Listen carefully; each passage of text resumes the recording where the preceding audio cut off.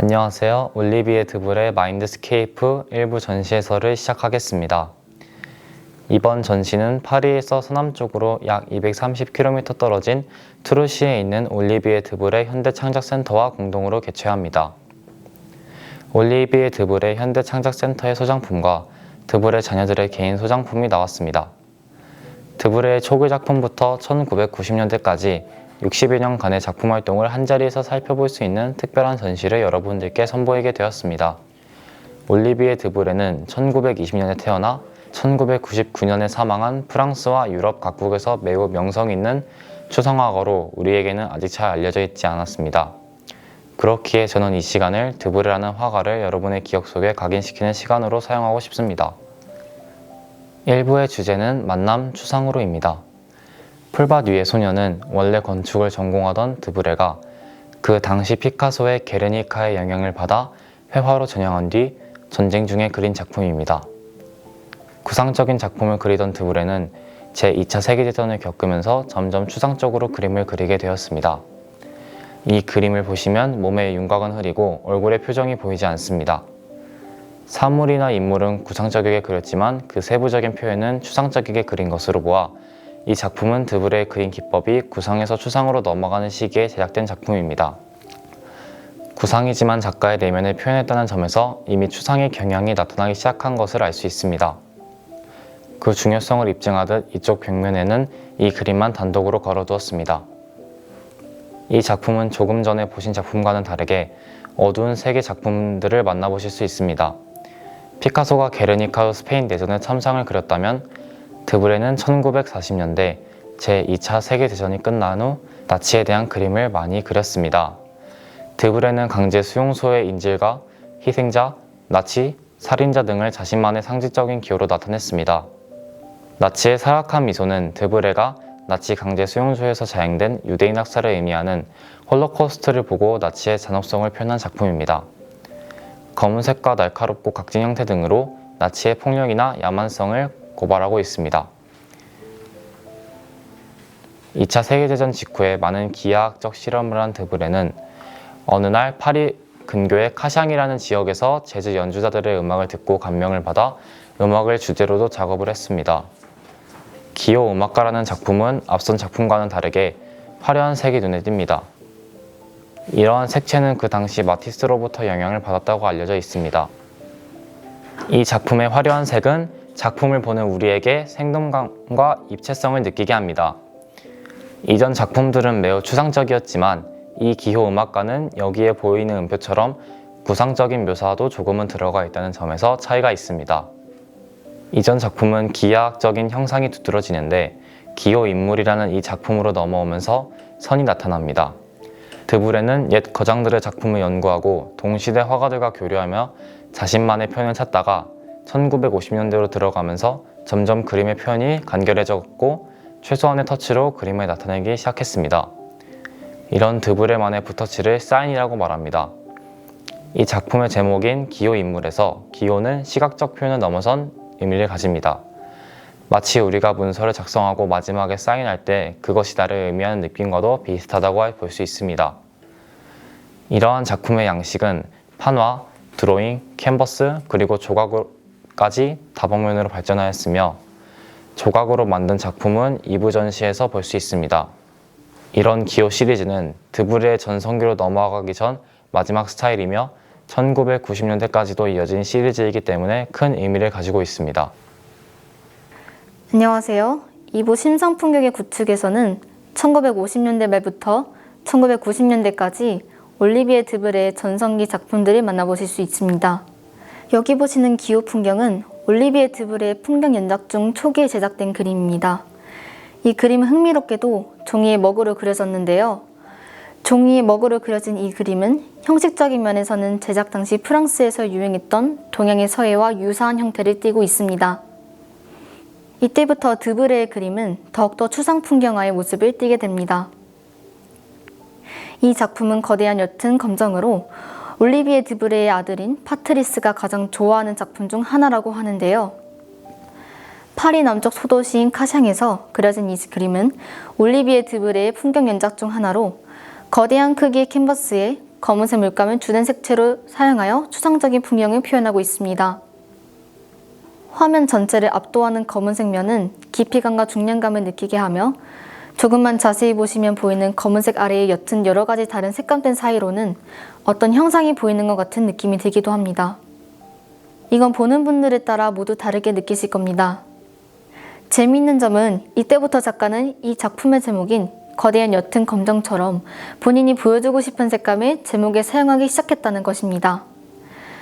그만큼 작가가 색감을 중요하게 여기기 시작했다는 점을 알 수 있습니다. 올리비에 드브레는 1980년대에 들어서 새로운 풍경과 빛을 발견하기 위해 세계 여러 지역을 여행합니다. 그중 가장 큰 영감을 준 곳은 루아르 강이었습니다. 프랑스 대륙을 관통하는 긴 강인 루아르 강 중 특히 자신의 작업실이 있는 레 마데르의 루아르 강을 많이 그렸습니다. 이 그림을 자세히 보시면 액체처럼 묽은 안료가 캔버스를 흐르도록 한 모습이 보일 텐데요. 이렇게 표현함으로써 작가는 투렌의 투명한 햇빛에 따라 시시각각 변화하는 루아르 강에 대한 심상을 녹여냈습니다. 저기 윗부분에 거치게 발린 두터운 물감 덩어리는 마치 격정적인 폭풍 후에 거치게 출렁이는 루아르 강을 표현한 것 같습니다. 물론 정답은 없기에 보시는 분에 따라 다르게 느끼실 수도 있습니다. 이렇게 작품에 두텁게 물감 덩어리를 올리는 것도 작가의 시그니처 중 하나라는 점이 흥미롭습니다. 지금 보시는 양쪽의 이 작품들은 드브레가 사망하기 1년 전인 1998년에 제작되었습니다. 노년의 시기에도 작가는 평면회화의 캔버스 모양을 변형시켜 새로운 미감을 얻고자 하는 등 다양한 시도를 이어나갔는데요. 드브레는 모든 작품의 캔버스를 집 주변의 나무를 사용해 직접 만들어 사용했습니다. 그래서 양쪽에 걸려있는 작품들을 자세히 보시면 캔버스의 상하 좌우 균형이 미묘하게 맞지 않는 부분을 발견하실 수도 있습니다. 이 공간은 루아르의 방으로 루아르의 강을 그린 세 점의 작품을 감상하실 수 있습니다. 작품을 비치는 사각 프레임 조명 덕분에 평소에는 볼 수 없던 작품의 레이어를 볼 수 있게 되었습니다. 각 작품에서 겹겹이 레이어로 쌓여진 서로 다른 색들과 붓터치는 같은 루아르 강을 표현한 것이지만 저마다 다른 미감으로 다가옵니다. 대부분의 회화 작품은 벽에 걸려 있어 뒷면에 보실 일이 거의 없을 텐데요. 저희는 이번에 작품을 공간에 띄워서 이처럼 드브레의 투박한 캔버스의 뒷면과 함께 작가의 감각적이고 예쁜 사인을 확인하실 수 있도록 했습니다. 이렇게 1부와 2부에서는 드브레의 초기작부터 전성기 작품을 감상하셨는데요. 이제부터는 작가가 세계 여러 나라에 여행하며 영감을 받아 그리게 된 풍경화를 만나보시도록 하겠습니다. 들어주셔서 감사합니다. 안녕하세요. 올리비에 드브레 마인드스케이프 3부 여행의 프리즘에 대해 알아보겠습니다. 1, 2부가 시간 순서로 구성되었다면 3부는 드브레가 여행하며 얻은 경험이 작품의 중요한 주제로 나옵니다. 이 공간에서 파란 벽은 노르웨이, 주황 벽은 멕시코, 일본, 미국에서 그린 작품이 전시되어 있습니다. 이 공간에서도 친절한 제목을 통해 쉽게 드브레의 마음을 느껴볼 수 있습니다. 노르웨이 스바네이 군도에서 제작된 작품들은 1974년부터로 기록되어 있습니다. 노르웨이의 해양 요소는 그에게 매우 이상적으로 다가왔고 그가 작업실에서 다양한 기법들을 실험할 수 있게 해주었습니다. 이때 작품들은 물속의 유동성과 그 뉘앙스를 푸른 선으로 표현했습니다. 표현 기법에 있어 유연한 붓질과 얇은 물감층으로 그 느낌을 생생하게 전달하고 있습니다. 이 작품은 순달핀도르의 아침의 파랑입니다. 노르웨이 여행은 그가 1960년대 후반부터 액체처럼 흘러내리는 재료와 밝은 색으로 채워진 팔레트를 사용하게 되는 변화를 가져왔습니다. 1971년 드브레는 그림을 그리기 위해 노르웨이에 여러 차례 방문하였습니다. 1960년대의 실험과 연구를 통해 드브레의 붓질은 점차 유연해졌고 그림이 생생해졌습니다. 순달핀도르의 아침의 파랑과 노르웨이의 초기작과 비교하면 초기보다 밝은 색과 유동적으로 흐르는 재료를 활용하는 변화를 뚜렷하게 볼 수 있습니다. 올리비에 드브레는 1997년에 멕시코로 여행을 떠났습니다. 그는 제목인 멕시코의 분홍처럼 제목을 통해 자신의 생각을 표현합니다. 제목에 나온 것처럼 멕시코를 생각하면 분홍색이 연상된다는 의미입니다.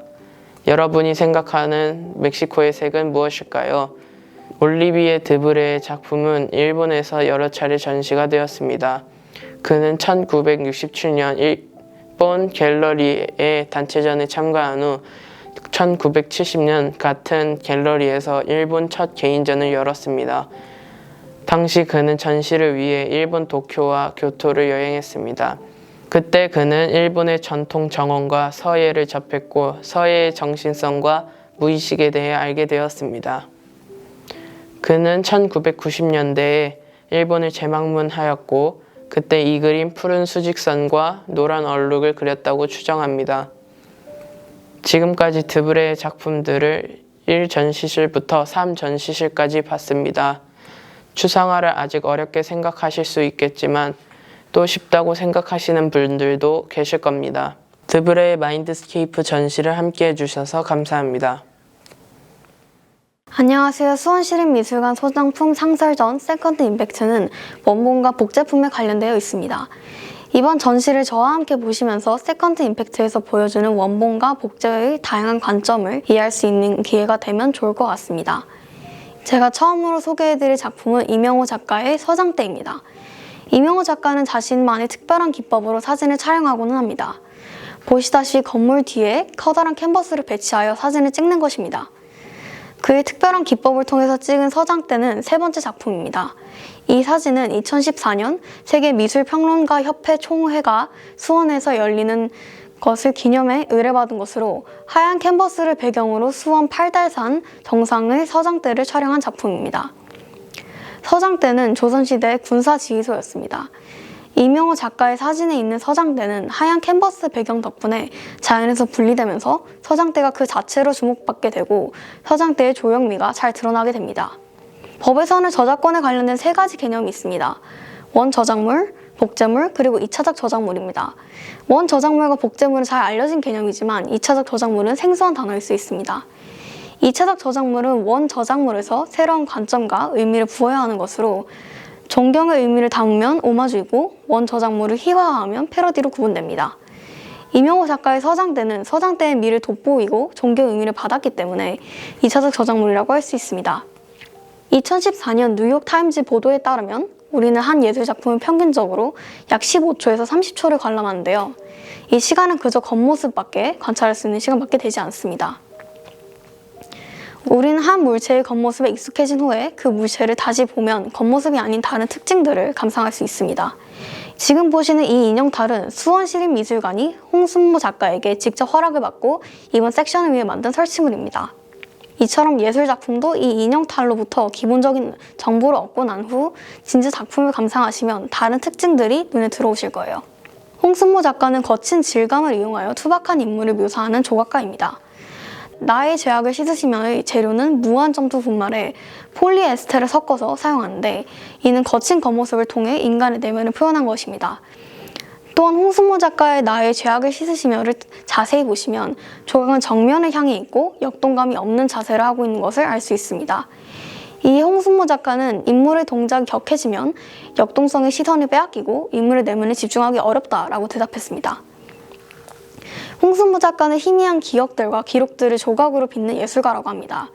나의 죄악을 씻으시며의 겉모습 뒤에는 1980년대의 노동자, 빈자, 노인 등의 삶의 무게에 눌려있고 상처받은 사람으로 표현한 인간의 삶의 무게와 고통의 의미를 보여주고 있습니다. 마지막으로 유희정 작가의 액체시대입니다. 유희정 작가는 홍익대학교 미술도예유리학과를 졸업했는데요. 유희정 작가는 자신의 작품에 드러내는 특징이 있습니다. 작가는 자신의 작품에 자신의 머리를 본뜬 것을 붙이면서 이 작품이 자신이 본인이 만든 것이라고 표현합니다. 이 작품도 위에 머리를 본뜬 것이 있다는 것을 알 수 있습니다. 유희정의 액체시대는 시대와 문화를 다양하게 섞어놓은 양식과 무늬가 새겨져 있습니다. 이를 통해서 시대가 액체처럼 흐르면서 뒤섞이는 동시대의 특성을 도자기에 담아냈습니다. 또한 옆을 보시면 3D 프린트가 있습니다. 3D 프린트물은 색만 빼면 똑같은 형상을 하고 있음을 알 수 있습니다. 이 둘 사이에서 우리는 세 가지에 관해서 질문할 수 있습니다. 첫 번째로 원본성을 상실한 원저작물과 복제물의 관계입니다. 이 관계에서는 항상 따라오는 질문이 하나 있습니다. 예를 들어서 한 예술가가 자신의 작품의 복제품을 만든 이후에 원본이 파손되었습니다. 작가는 이미 사망한지라 전문가가 복원해봤습니다. 그렇다면 파손된 원본은 전문가가 참고한 복제품보다 원본에 가까울까? 입니다. 두 번째로는 기능적 저작물에 의한 복제물과 원저작물의 관계입니다. 이 관계에서도 우리는 질문을 할 수 있습니다. 원본을 그대로 복제한 3D 프린트는 원본을 대체하거나 원본을 대량 생산할 수 있을까? 입니다. 여러분들은 어떻게 생각하시나요? 마지막으로 원저작물과 기능적 저작물의 관계입니다. 이 관계의 예시로는 수원 화성이 있습니다. 수원 화성은 화성 성역 의궤를 통해서 복원되었고 유네스코도 이를 인정해 주었죠. 이처럼 복원된 수원 화성은 여전히 원본인지, 그리고 화성 성역 의궤를 바탕으로 수원 화성을 하나 더 만들 수 있는지에 대해서 질문합니다.